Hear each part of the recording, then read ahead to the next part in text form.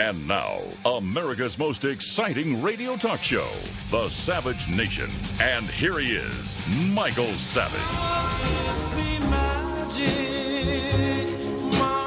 It is The Savage Nation, Rock and Roll Friday. And I'm going to try and make some magic tonight. Dead night. Dad, is it dawn there? It's like Christmas Eve in a mortuary. Is anyone out there listening to radio anymore? Where is everybody? They were waiting for the fiscal cliff discussions. We knew nothing would happen. They came in, they put on an act, they had pizza, they went home. All right, turn it off already. So it's open mic to mic on the Savage Nation. Let's make it any topic that's on your mind from this week, last week, from a past life, a future life. You can call the program at 855-400-7282. Toll free, of course, for those of you who are watching your pennies. 855-400-7282 from anywhere in the United States of America. Let's begin with a few of the stories that caught my eye that I will cover tonight. On my website, michaelsavage.com, top right, college student wins stalking order against her parents. This is a shocker. A 21-year-old college student got so fed up with her protective parents that she sued them, and she won a civil stalking order against her parents and won. Now, her parents were paying over $60,000 a year for tuition at the so-called University of Cincinnati to study at the so-called College Conservatory of Music.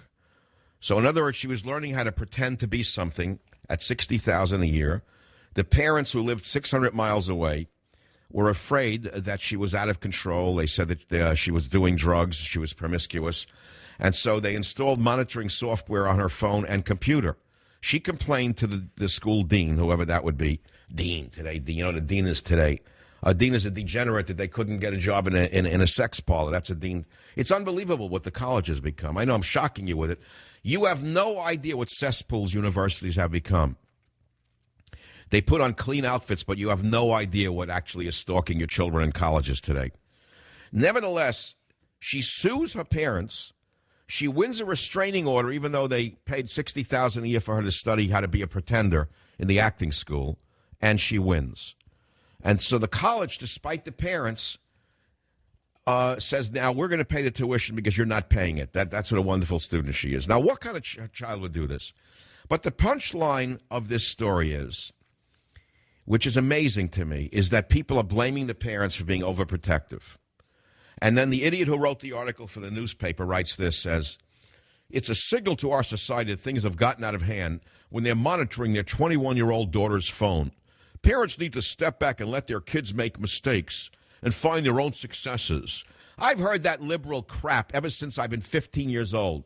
Let me tell you about the kind of parents who let their children make mistakes and find their own successes. She's 6 feet under, and the child's name is Adam Lanza. That subhuman child killer who executed the children 2 weeks ago Friday in Connecticut was medicated, it came out today, since childhood. As I told you, it was the medication. It was the medication and the crazy mother. So there it is. Now let him find his way. Let him make his own mistakes. When you have a child who's crazy, when you have a child who's on drugs, when you have a child who's a slut, what you do is you try to control the child. But no. You see, the colleges need as many sexually promiscuous students as they can possibly get in order to foster the agenda. You don't understand what the agenda actually is. You think it's freedom. The opposite is true. It is not freedom that they're fostering, because as George Orwell said, the more I hear people screaming, I'm free, I'm free, I'm free, the louder I hear their chains rattling. They don't want freedom any more than Karl Marx wanted the family unit to survive.